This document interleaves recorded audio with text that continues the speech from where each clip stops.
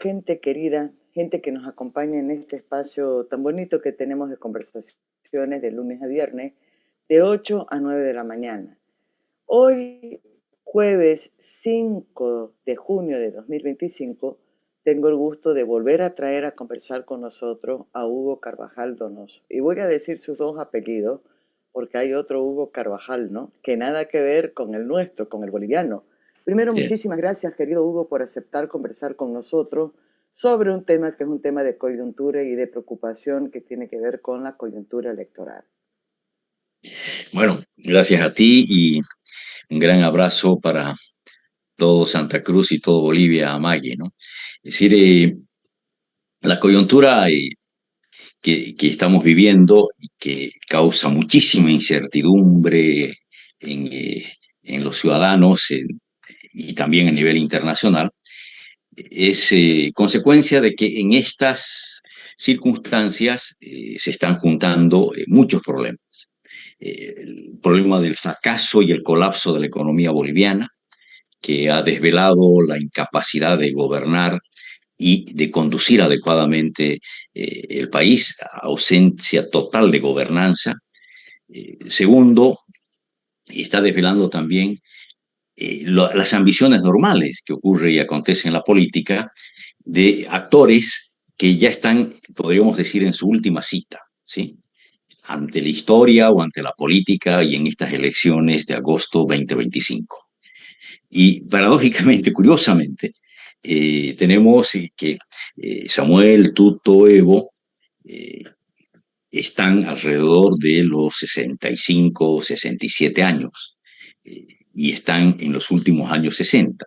Entonces, y ellos se consideran en lo mejor, en la plenitud de su vida para optar a la silla presidencial. Entonces, esto está haciendo que la situación se exacerbe. En el caso de la oposición que hubo en su momento, la necesaria unidad que reclamaba la ciudadanía en Bolivia, se dio en diciembre del año 2024, pero esta no pudo sostenerse en el tiempo, producto de que ya habían posiciones personales claramente definidas de que iban a continuar por su lado si es que no le favorecían concretamente, ¿no es cierto?, los vientos, si vale el término. Y en el lado del oficialismo tenemos una lucha descarnada también por el poder, pero esta lucha no solo es política o ideológica, sino también eh, quiere tomar un cariz que es muy preocupante, que es el hecho de ver cómo se disputan finalmente la continuidad de un modelo que no está basado en economía ni en ideología, no hay que confundirse, sino que es una disputa muy descarnada por el territorio y por el negocio que se ha hecho en torno al Estado. Un negocio que en mi criterio es un negocio ilícito, camuflado bajo un mensaje progresista, de izquierda, de filiación a organizaciones internacionales que han emergido como el Foro San Pablo primero, el Grupo de Puebla después, pero esto claramente muestra de que Evo Morales, además de jugarse, como él llama, la última cita, él ha dicho claramente de que estamos, ganamos o perdemos, pero esta es una batalla final, así lo está planteando, y lo viene demostrando con acciones de incitación a la violencia, que es lo que a él lo ha caracterizado siempre que se ha visto desplazado del centro de poder. Y eso ocurrió y aconteció en el gobierno de Yanine Áñez, cuando él fue desplazado y cuando logra reposicionarse en la Argentina, incita a una violencia que todos hemos vivido con mucha extrañeza y con mucha preocupación, que ha llevado incluso a que haya gente que haya fallecido en los hospitales porque no llegaron los auxilios esperados, como concretamente el oxígeno. Entonces, no hay miramientos en esto, o sea, lo importante es permanecer en el centro de poder.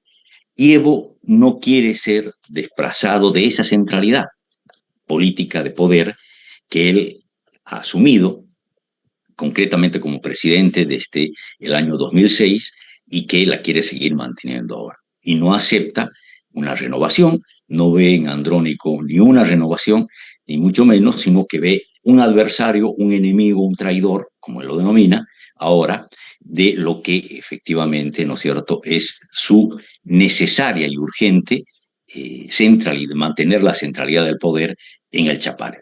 Es eso. Y por el otro lado tenemos un oficialismo que logró capturarle y robarle la sigla a Evo Morales, el MAS, como instrumento político, pero que no logró quitarle las bases. Un masismo, un MAS oficialista que no tiene la capacidad de mover, de movilización, ni en los caminos, ni en las calles, capacidad que con comandos sindicales, con grupos debidamente, ¿no es cierto?, financiados, tiene en este momento Evo Morales. Entonces esa disputa tenemos, en que mucha gente considera que esta es su batalla final, Evo Morales por su lado, y por el otro lado Samuel Doria Medina y Tuto Quiroga. Claro, para comenzar, porque por ahí se van a sentir dolidos, ¿no? Doria Medina había resultado ser menor que yo tengo 63 años, Doria Medina tiene 58, si no me equivoco. No hace la diferencia, solamente digo porque, como son todos un poco también coquetos, Tuto debe estar por mi edad más o menos, ¿no? Pero sí, Jimena Costa también me decía que entre las cosas buenas, dentro de todo lo malo, es que así como puede considerarse que es el fin de un periodo del MAS, porque no creo que el MAS vaya a desaparecer, también es el fin del ciclo de todas estas caras que vienen repitiéndose desde el 80, 85, por más que digan que son una opción distinta o renovada, no hablen de la vieja clase política, son parte de la vieja clase política, entre comillas.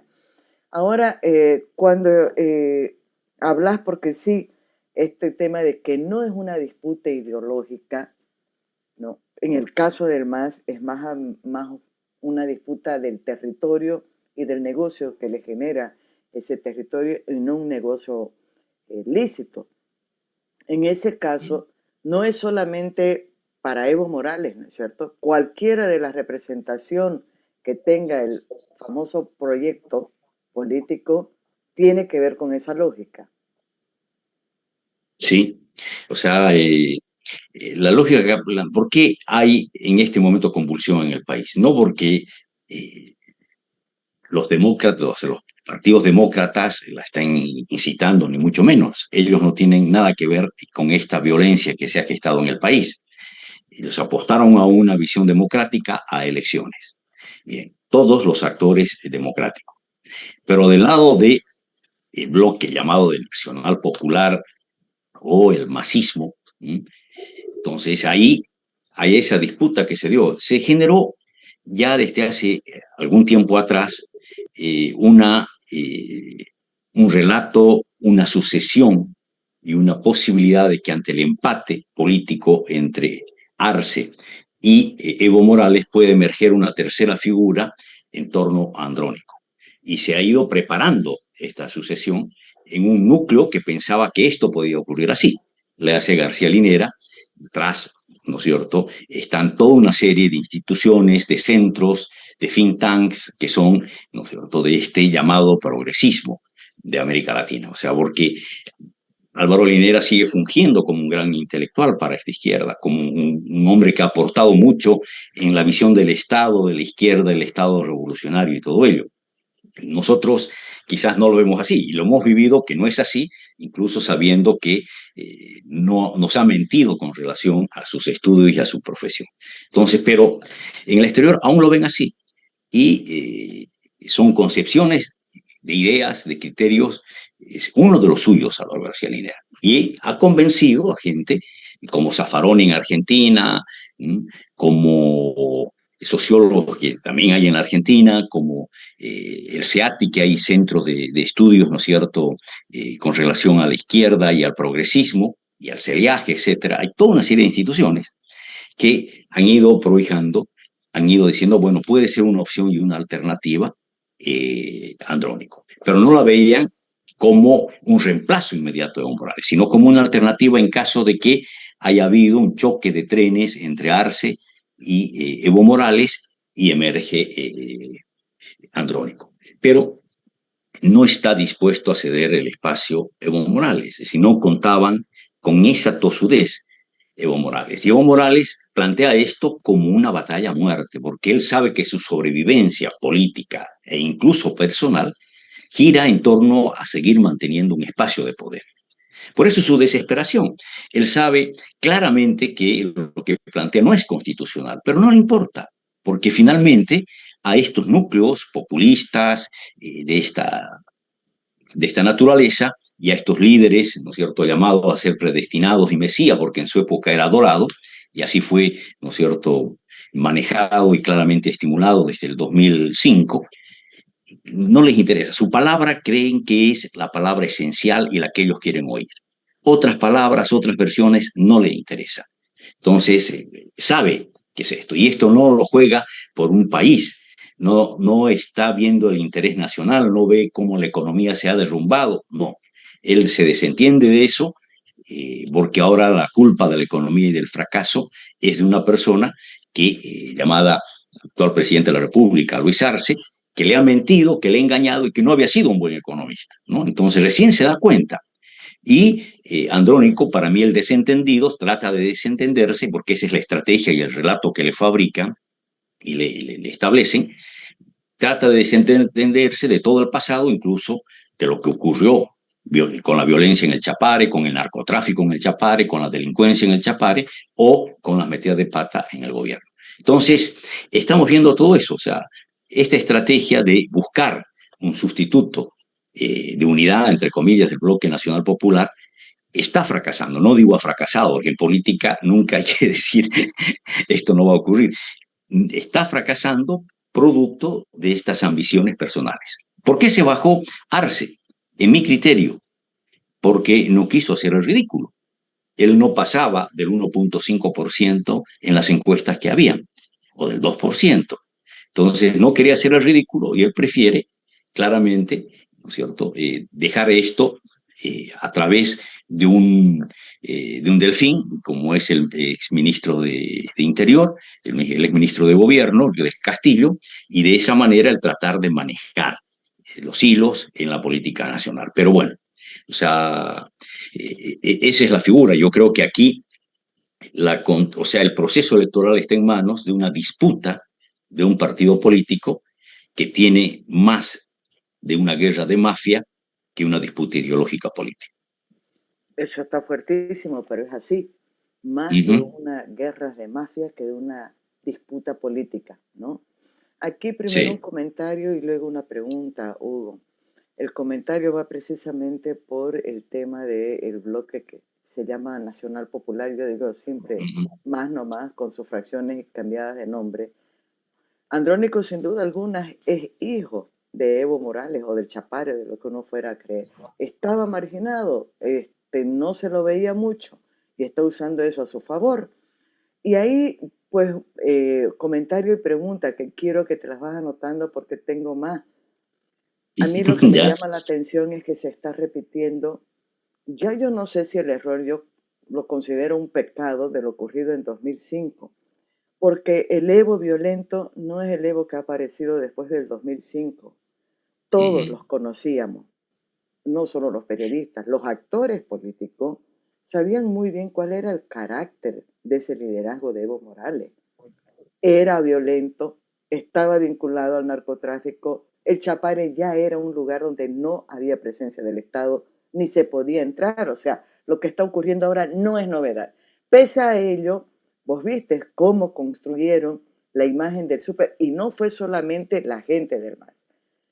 De Ujú. afuera, actores que ahora, por suerte, están con esa mirada crítica, pero en su momento se sumaron a ese proyecto. Y algo similar está pasando con Andrónico, ¿no? Es lo que considero. Sí. Segundo, pese a que no tiene el poder que tiene Evo Morales, el bloque de Arce, está usando todas las herramientas que tiene a su favor y que no son pocas, que es el control de no solo el gobierno central, de los otros poderes del Estado. Ujú. Y lo estamos viendo en este proceso electoral, ¿no?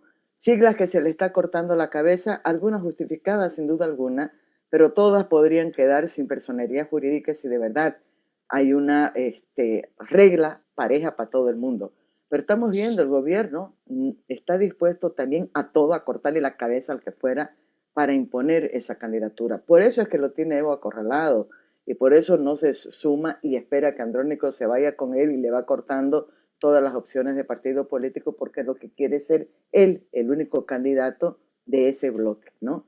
Al margen de eso, por más que vayan dos cabezas distintas, y ahí te hago la pregunta, hay una masa, que es una masa que está independiente de quién esté en la cabeza de las candidaturas, que va a votar por lo que se llama ese bloque, ¿no? Ir a ver lo mismo que en la oposición, quién es el que tiene, me imagino, mayor posibilidad de ganar.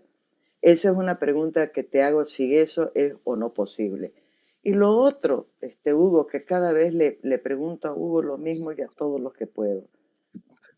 Algo que hasta ahora no me explico, por más que haya esta cuestión de que, claro, Tuto, Doria, no sé si Manfred ven que esta es la última opción que tienen para disputar una presidencia. Primero, si es así, ¿para qué cuernos hicieron la pantomima de la unidad en diciembre? Porque lo que ha ocurrido después de ese acto es mucho peor de que si fueran desde el inicio candidaturas diferentes, ¿no? O sea, la decepción de la gente, de los que veían en eso una posibilidad, le juega mucho más en contra, que es lo que uno puede decir en el periodo de Yanine Áñez, que eso ocurrió también. Y digo, por más que sepamos, a ver, esta es mi única oportunidad, pero sé que adelante hay un problema mayúsculo que no depende de mi posibilidad o no, pues ni modo, me tendré que tragar y aceptar que ya no voy a tener una opción y voy a tener que someterme a quien tiene mayor posibilidades. ¿Por qué no ocurre eso si saben cuál es el riesgo que hay a partir de este año en lo sucesivo si gana cualquiera de las facciones del llamado Bloque Nacional Popular? Bueno, mira, es decir, hay detrás de esto un plan establecido en el bloque oficialista, llamémosle así, ¿no? O sea, por llamarlo nacional popular es, en mi criterio, darle una categoría teórica política que no tiene, porque para mí esto es una disputa realmente diferente. Pero hay que claramente ver si aquí hay corrupción, hay nepotismo, hay manejo irresponsable de instituciones, hay una colonización de instituciones en el Estado que ha implementado y ha desinstitucionalizado totalmente el MAS. Bueno, hemos retrocedido muchísimo en muchos ámbitos, no solo en el económico, sino también en el deterioro ético en una sociedad. Hemos llegado a tal punto de tener una sociedad desvanecida, ¿sí? Una sociedad que como que si no le importara lo que ocurre. Acá detrás de esto, de esta estrategia, que en mi criterio está establecida claramente desde Argentina, Cuba, por este eje Rusia, penetrando claramente a Bolivia, eh, no es que actores de pronto hayan aparecido en escena internacional como García Linera, como Andrónico en Argentina, ¿no es cierto? Y en Europa con Zapatero, ¿m? Que es el que prohíbe absolutamente todo esto. Después, señor Hugo Moldis, ¿no es cierto?, en Rusia, ¿sí? Reuniéndose con sectores de la inteligencia eh, claramente ¿cómo llamarle? A ver, de Rusia, ¿no? O sea, que el FSB hacía algo, se denomina esta agencia internacional, lo que era la KGB anteriormente. Entonces, todo esto demuestra que no debemos ser ingenuos, no estamos ante un enemigo que está improvisando, no.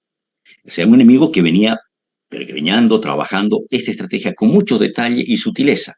Incluso decíamos, bueno, a tal punto que tenía un sucesor como Andrónico. ¿Qué ha fallado en todo esto? Que no tomaron en cuenta que las ambiciones personales destruyen a veces naciones y otras veces, ¿no es cierto?, instituciones o partidos políticos, que es lo que estamos viendo ahora. No es primera vez que un populismo en Bolivia o en América Latina implosiona, es decir, por dentro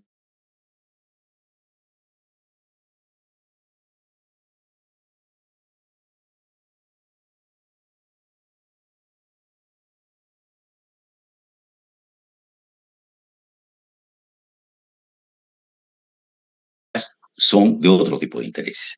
¿Por qué no le interesa a Cuba o a Rusia, que o esa intelectualidad progresista latinoamericana y argentina que esto caiga, sencillamente porque leía unos recortes y unas cosas que investigando ahí, de que, por ejemplo, el buffet ligado al señor Eugenio Zaffaroni, ¿ah?, recibió más de 94 millones de bolivianos. En su época hablamos moneda fuerte en dólar, ¿sí?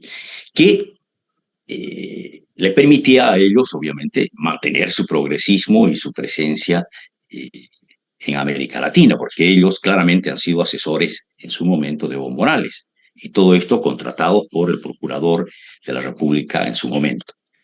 Entonces, ¿qué le interesa a Rusia? El desorden de la democracia occidental, le interesa la penetración a las naciones, copar los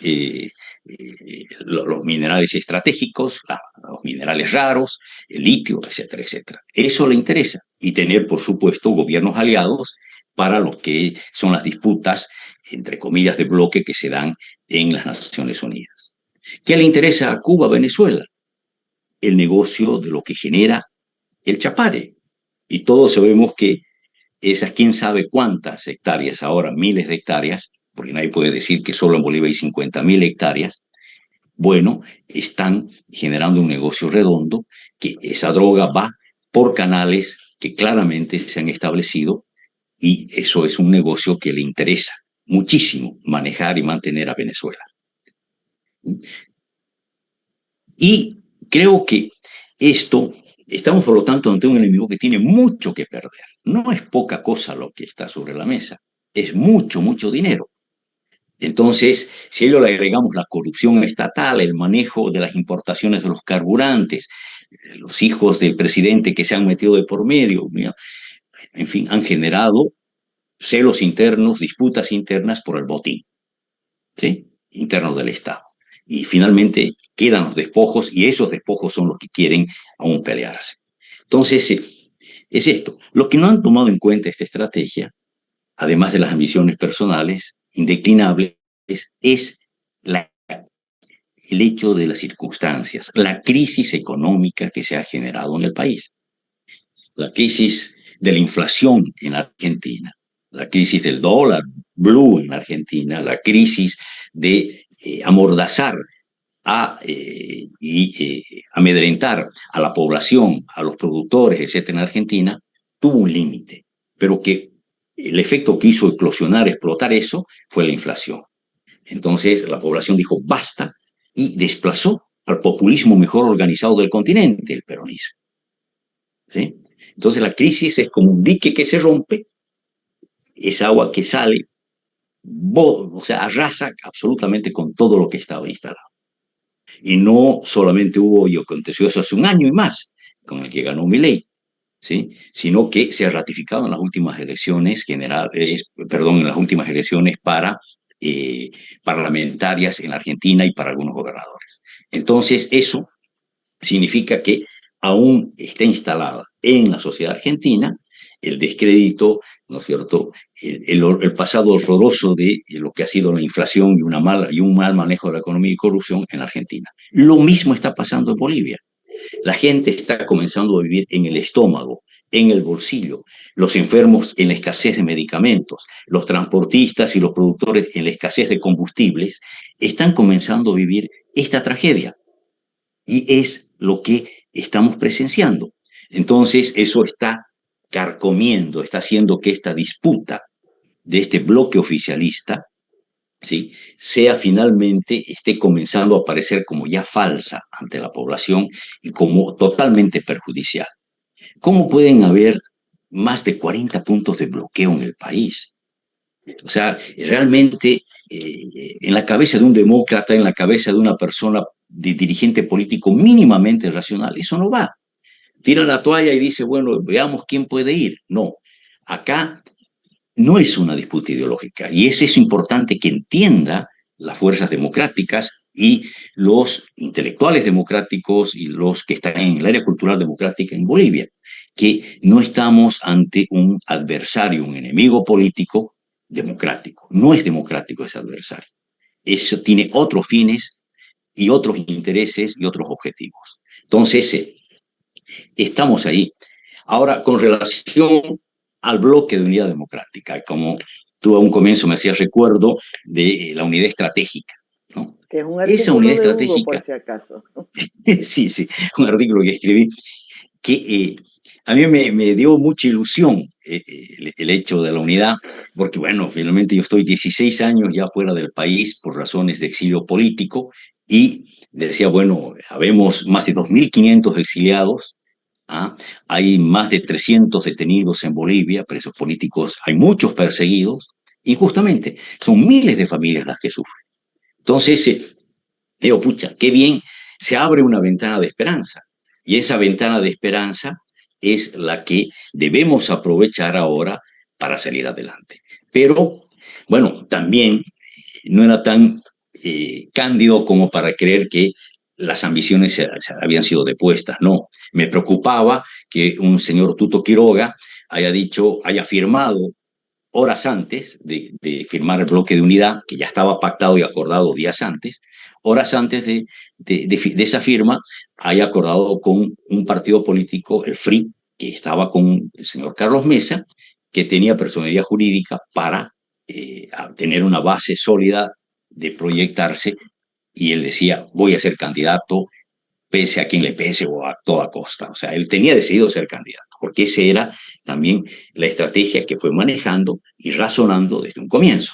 Lo propio, no podemos ocultarlo, Samuel Dore Medina. Samuel Dore Medina tenía su misma estratégica, venía trabajando con mucha anticipación, con, visitando diferentes partes del país, con diferentes estamentos generacionales, productivos, etc. Con Quiso, gigantografías, perdón. sí, sí. Y bueno, y ahí ya veíamos a otra personalidad de ellas, como por ejemplo, qué sé yo, el alcalde de Cochabamba, ¿no es cierto?, Mafre Reyes Villa, quien se ubicaba al medio, quería, no estaba en la oposición ni tampoco con el oficialismo, había convivido con el oficialismo, lo que es natural para una autoridad política en el país. Entonces, estaba en ello y estaba en ese momento quizás primero en la preferencia electoral, pero fue declinando y actual y va a seguir declinando porque el voto se va a ir concentrando. Esto lo podemos hablar quizás en otra oportunidad, pero el voto tiende a concentrarse en épocas de crisis.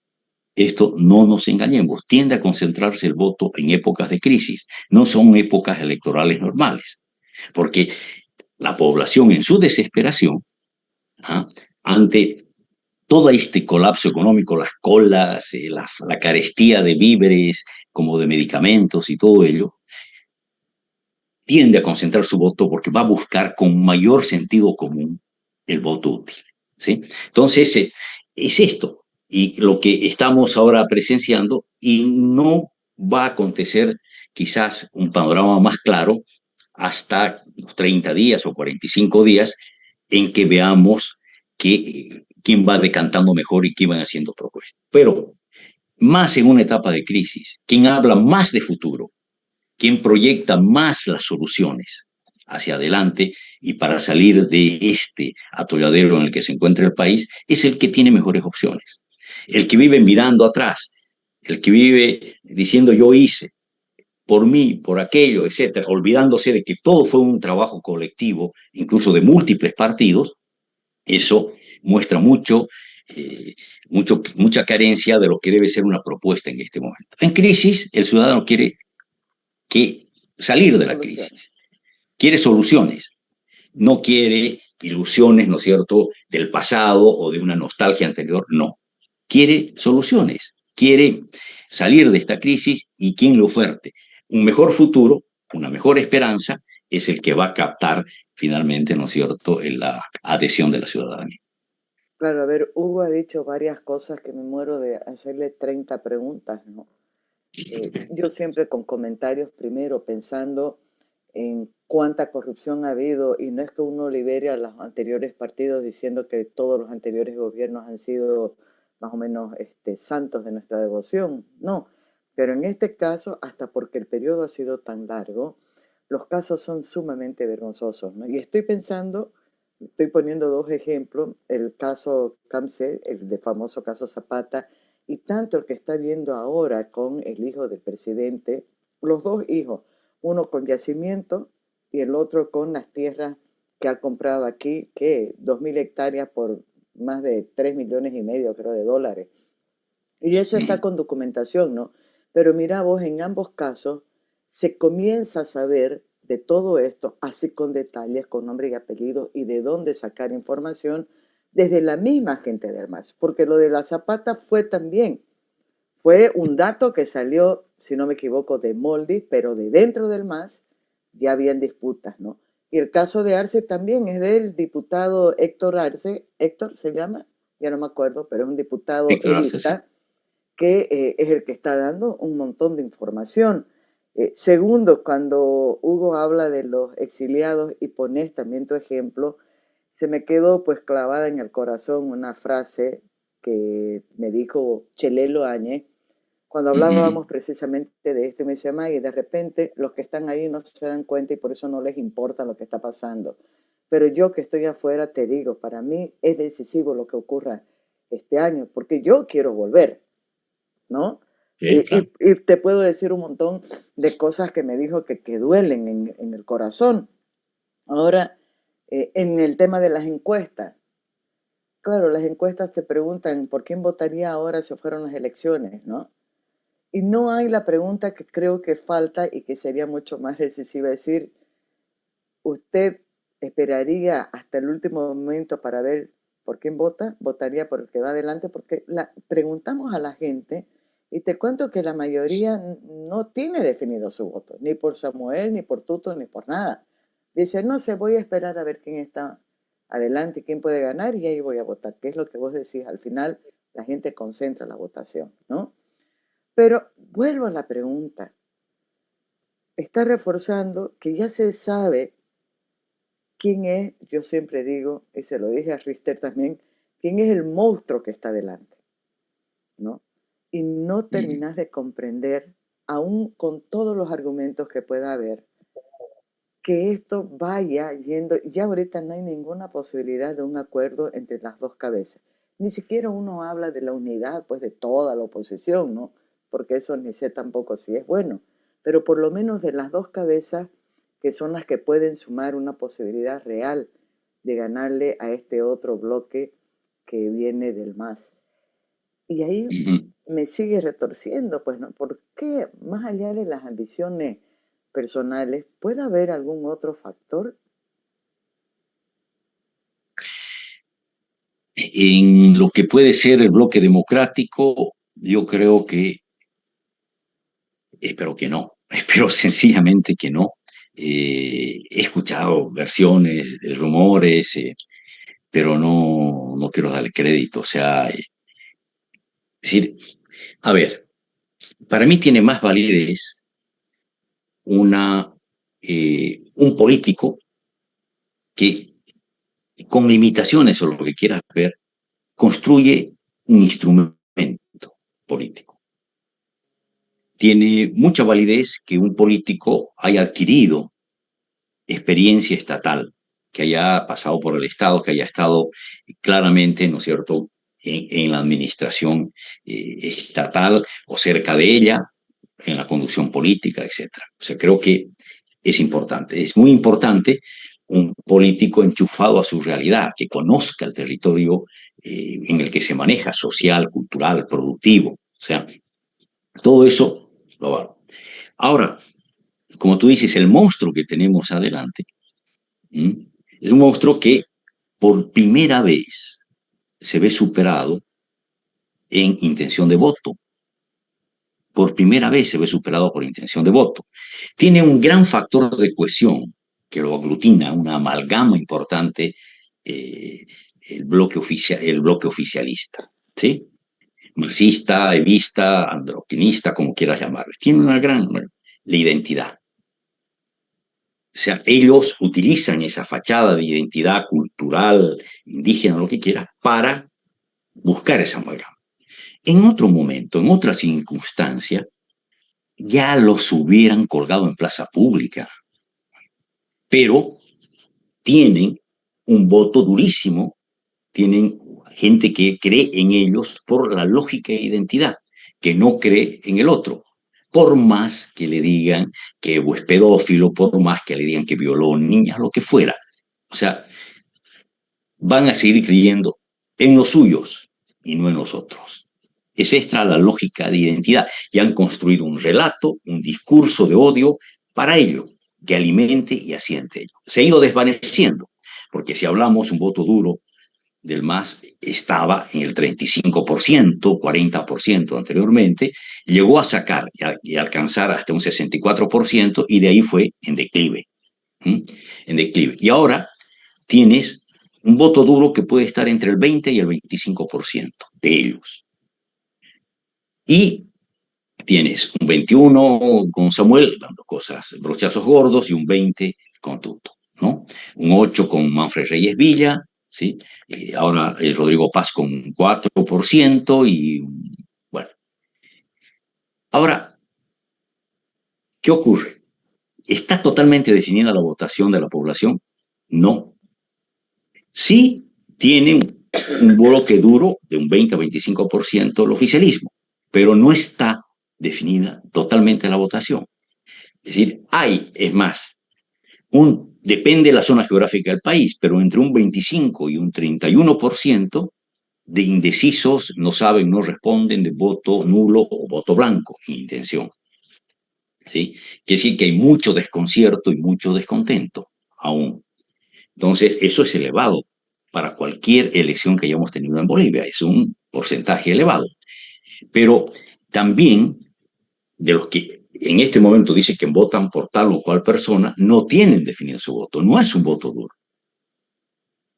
No, ¿Mm? no. Si hacemos un recuento, por ejemplo, Tuto Quiroga tenía un 9% más o menos de votación leal, ¿sí? No vamos a ir a lo que fue cuando él fue el único candidato casi de la oposición, o lo propio Samuel Doria Medina. Entonces, o Manfred Reyes Villa en su momento, ¿no? Eso son votos circunstanciales, pero no tienen un voto duro que haya marcado claramente una identidad. Tienen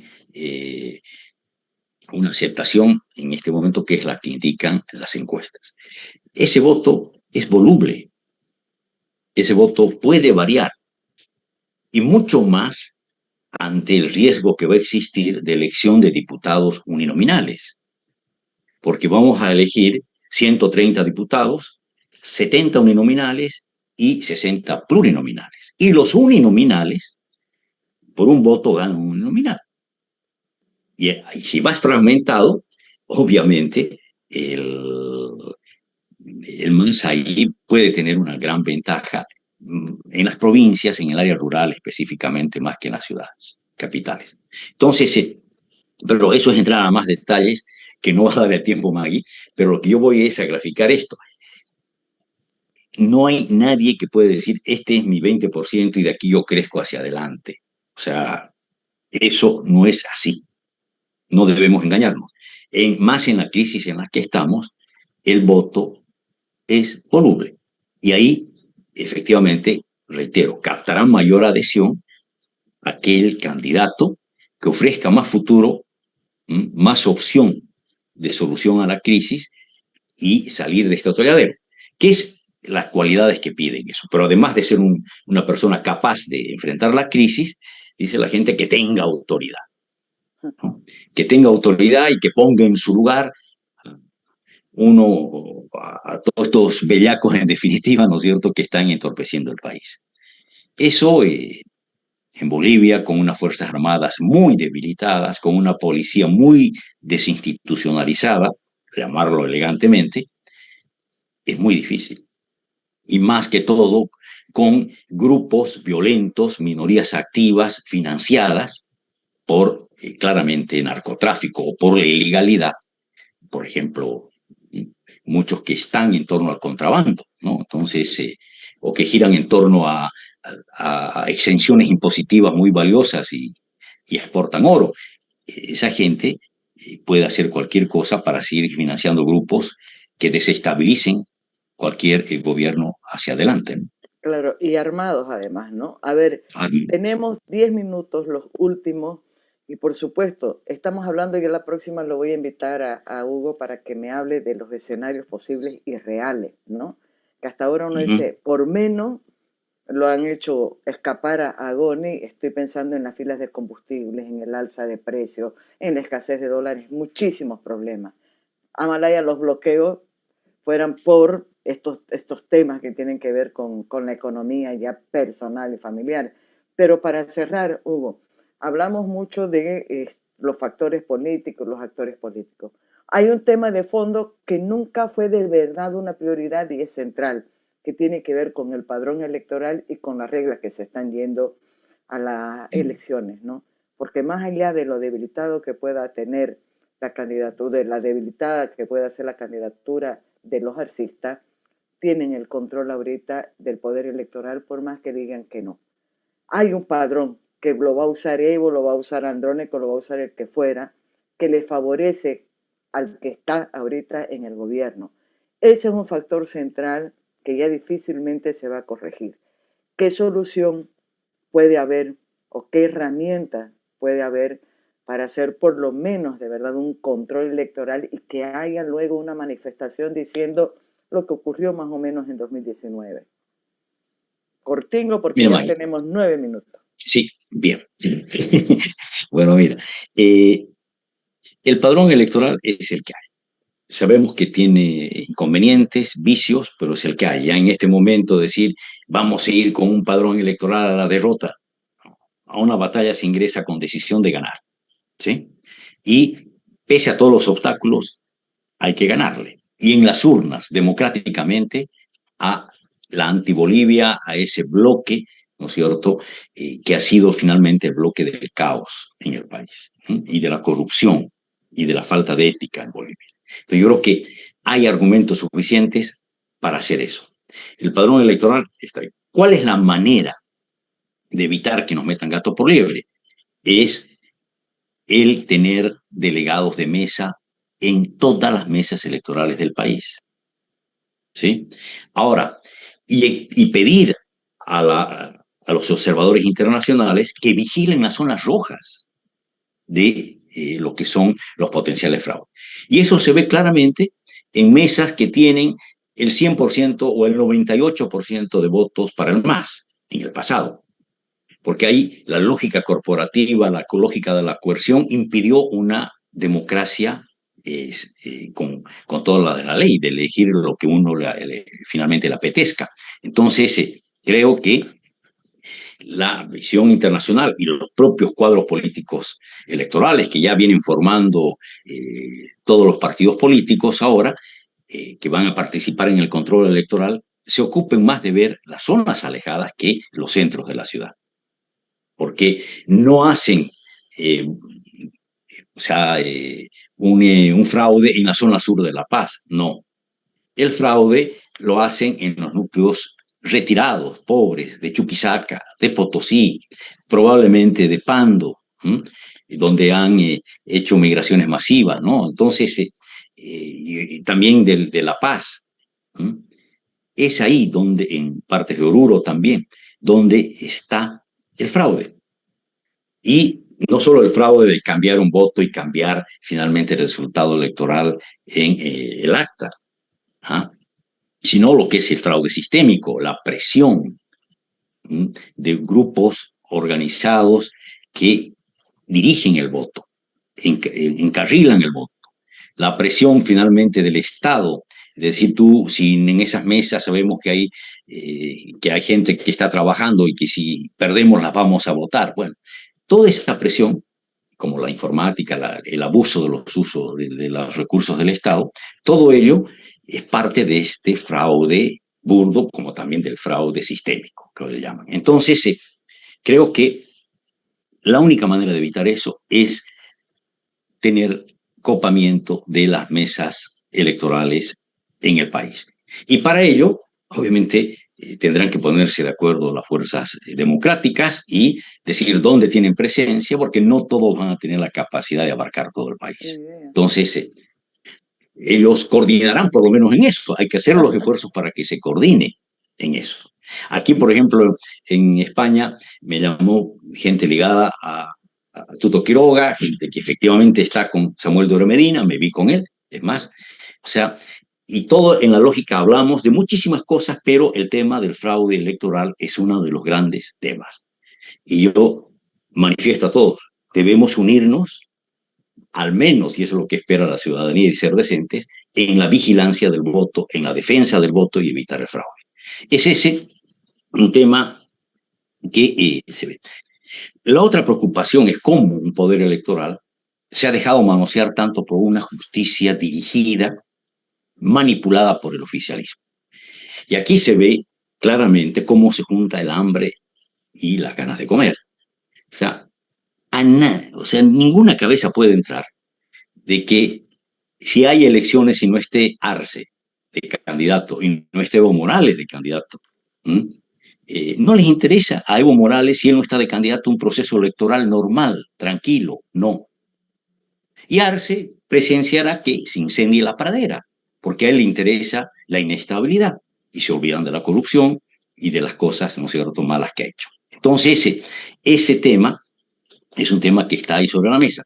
¿Esto pone en riesgo el proceso electoral de agosto? Sí, claro que lo pone en riesgo.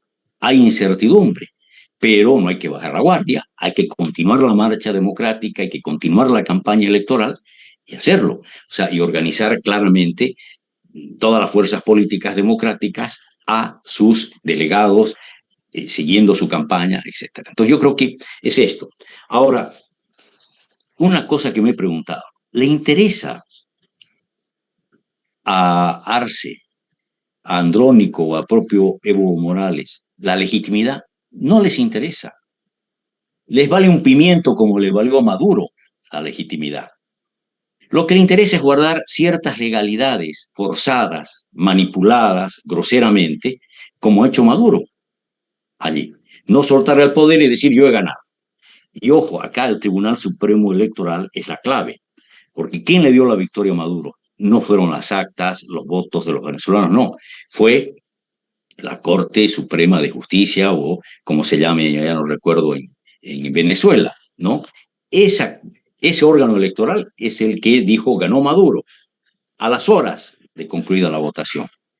Y por lo tanto, ahora tenemos que ver claramente de que ese Tribunal Supremo Electoral no caiga en esa grosería que se ha cometido en Venezuela, es decir, de desvirtuar totalmente el dato.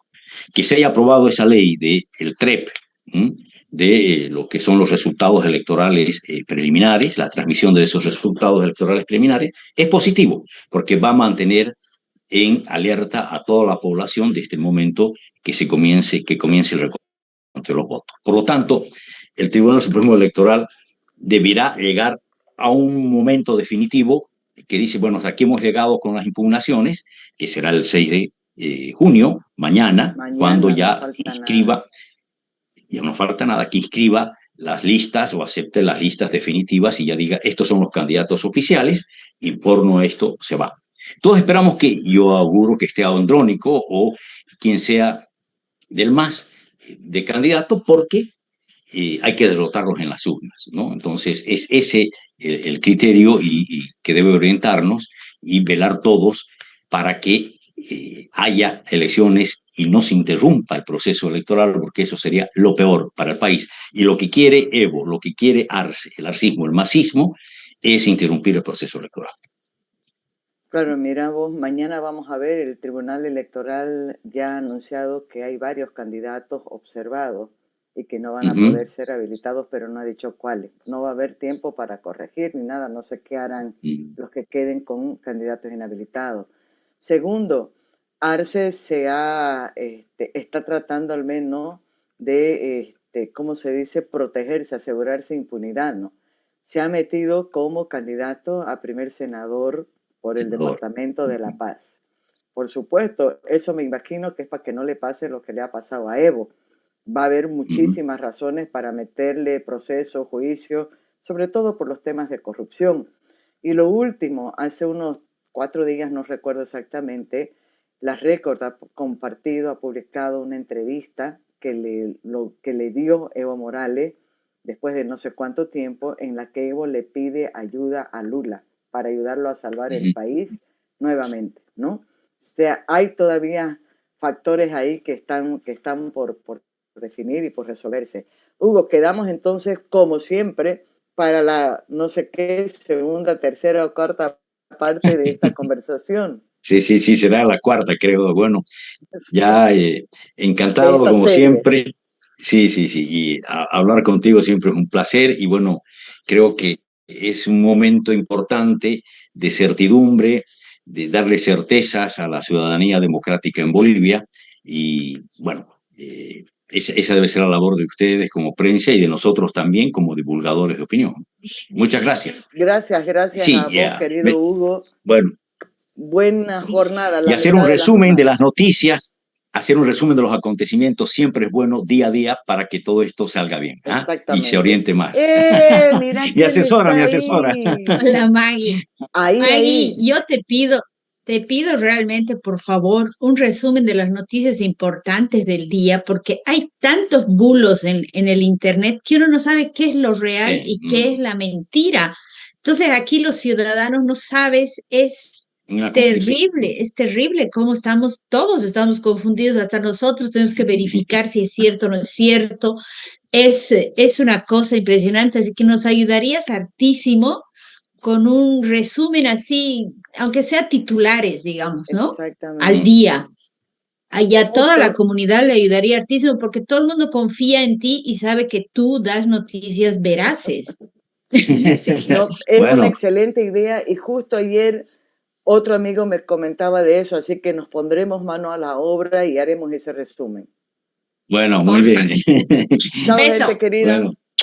Chao, gusto, adiós. Chao. Adiós, hasta luego. Muchísimas gracias, gente, por acompañarnos. Miren, ustedes hemos terminado con una pareja ahí, Romeo y Julieta, más o menos.